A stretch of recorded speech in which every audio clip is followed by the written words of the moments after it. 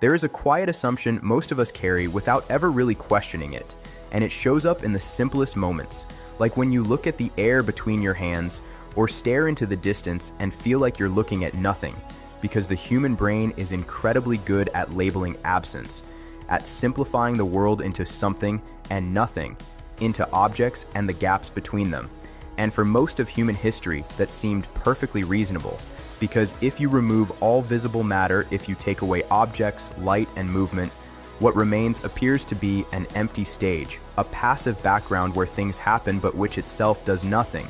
And yet modern science has revealed that this intuition, as natural as it feels, is deeply misleading, because what we call empty space is not a blank, not a void, not an absence, but a dynamic, restless, structured environment filled with activity that is invisible to our senses but fundamental to everything that exists. And once you begin to see space this way, not as nothing, but as something incredibly active, it changes the way you understand reality itself. Because the emptiness around you is not empty at all. It is one of the most complex and energetic parts of the universe. To understand why, you have to first let go of the idea that space is just a container, because that mental model, the idea that the universe is like a box and everything simply sits inside it, is one of the biggest limitations in how we intuitively think about reality. And while it works for everyday life, it completely breaks down when you zoom into the deeper layers of physics, because space is not just where things are. It is something that can stretch, bend, and respond to what is inside it. And this was one of the most revolutionary insights introduced by Einstein, who showed that gravity is not a force pulling objects through empty space, but rather the result of space itself being curved by mass and energy, meaning that planets don't orbit the sun because they are being pulled like magnets, but because the very structure of space around the sun is warped, guiding their motion in a way that looks like attraction but is actually geometry. And this alone already tells you that space is not nothing, because something that can bend, ripple, and carry information cannot be empty in the way we usually imagine emptiness. But even this picture, as strange as it is, still doesn't go far enough, because it describes how space behaves on large scales, with stars, planets, and galaxies, while the true strangeness of empty space emerges when you zoom all the way down to the quantum level, where the universe stops behaving like a collection of solid objects and starts acting more like a constantly fluctuating system of underlying fields. And this is where the idea of emptiness completely collapses, because in quantum physics, the fundamental ingredients of reality are not particles in the traditional sense, but fields that exist everywhere,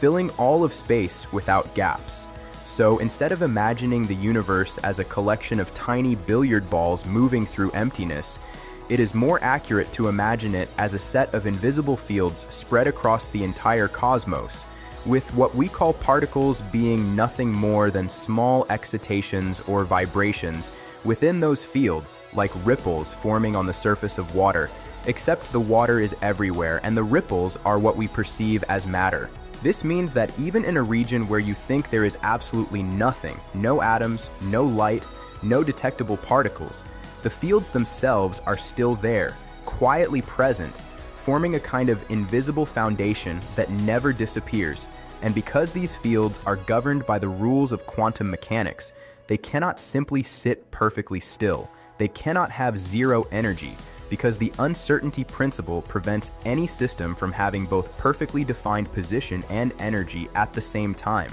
And what this leads to is one of the most counterintuitive ideas in all of science, which is that empty space is constantly fluctuating, with tiny amounts of energy spontaneously appearing and disappearing, creating what physicists call quantum fluctuations, a kind of restless background activity where pairs of particles can briefly pop into existence and then annihilate each other almost instantly, like sparks flickering in a place that, by all classical definitions, should be completely dark and inactive. And while this might sound abstract, like one of those ideas that only exists in equations, the effects of these fluctuations are very real and have been measured in experiments, one of the most famous being the Casimir effect, where two metal plates placed extremely close together in a vacuum experience a tiny force pushing them toward each other, not because of anything visible between them, but because the quantum fluctuations in the surrounding space are slightly different inside the gap compared to outside, creating an imbalance that results in a measurable attraction. And what this shows is that even when you remove everything you can think of, when you create what should be the closest thing to perfect emptiness, space itself still has properties, still has energy, still does things, and those things can produce forces that you can detect with instruments, which means that emptiness, in the way we usually imagine it, simply does not exist. What makes this even more fascinating is that these fluctuations are not just a minor detail at the edges of physics, but are believed to play a role in some of the largest and most important processes in the universe, including the expansion of space itself. Because when physicists try to calculate the energy contained in empty space, often referred to as vacuum energy, they find that it is not zero. And while the exact value is still one of the biggest mysteries in physics, the idea that empty space carries energy has profound implications, including the possibility that this energy is related to dark energy, the mysterious force that is causing the expansion of the universe to accelerate, meaning that the nothingness between galaxies might actually be one of the dominant factors shaping the fate of the entire cosmos, quietly pushing everything apart on the largest scales imaginable. And if you pause for a moment and bring this back down from cosmic scales to your immediate experience, it becomes almost surreal. Because the space around you right now, the air in the room, the gaps between objects, even the space between the atoms in your own body, is not empty, but filled with these underlying fields and constant fluctuations, a kind of invisible activity that never fully settles. And yet your senses filter all of this out, presenting you with a simplified version of reality where only stable, large-scale objects appear real, while everything else fades into what feels like nothing, even though that nothing is doing an enormous amount of work behind the scenes. There is also something deeply unintuitive about the idea that most of what we think of as solid matter is itself almost entirely empty space, because if you zoom into an atom, you find a tiny nucleus surrounded by electrons that exist as probability clouds rather than solid points, and the distance between the nucleus and the electrons is vast compared to their size, which means that if you were to scale an atom up to the size of a stadium, the nucleus would be like a small marble at the center, while the electrons would be spread out in a diffuse cloud near the edges, leaving most of the volume in between as what appears to be empty space. And yet, when you touch an object, when you press your hand against a table, it feels completely solid,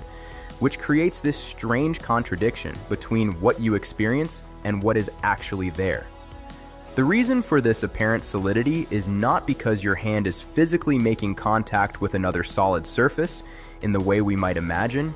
but because of electromagnetic forces between the atoms in your hand and the atoms in the table. Specifically, the repulsion between negatively charged electrons, which prevents the atoms from passing through each other, creating the sensation of touch without any actual contact in the classical sense. So even something as simple and familiar as touching a surface turns out to be an interaction mediated by fields and forces within mostly empty space, rather than two solid objects colliding the way it appears at first glance.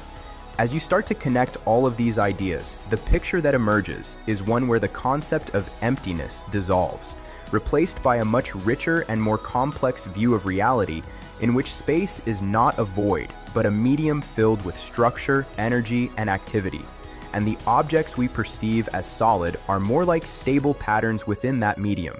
temporary arrangements of energy that persist long enough to feel real and tangible, even though at a deeper level they are constantly fluctuating, interacting, and exchanging energy with the space around them. And what makes this even more intriguing is that we are still far from fully understanding this underlying reality, because while quantum field theory provides an incredibly successful framework for describing these phenomena, there are still unanswered questions about how these fields behave at the most fundamental level, how they connect with gravity, and what the true nature of space and time really is, especially when you try to combine quantum mechanics with general relativity.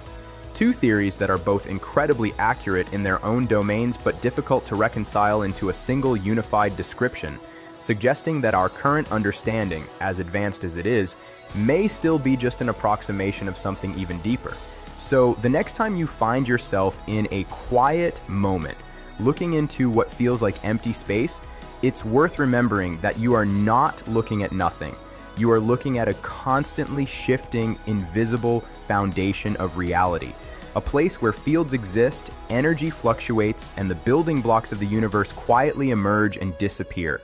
A kind of hidden layer that supports everything you see without ever being directly visible. And in a way, that might be one of the most fascinating aspects of science. Not just that it reveals new things about the world, but that it shows how often our most basic intuitions, the ones that feel the most obvious, are the ones that turn out to be the most misleading, opening the door to a reality that is far more complex, far more dynamic, and far more interesting than the simple idea of empty space ever suggested. And once you really let that sink in, it becomes difficult to ever look at nothing the same way again, because what seemed like absence starts to feel more like presence. Not something missing, but something quietly there, shaping everything without being seen. A reminder that the universe is not just made of the things we can point to, but also of the invisible structures that make those things possible in the first place.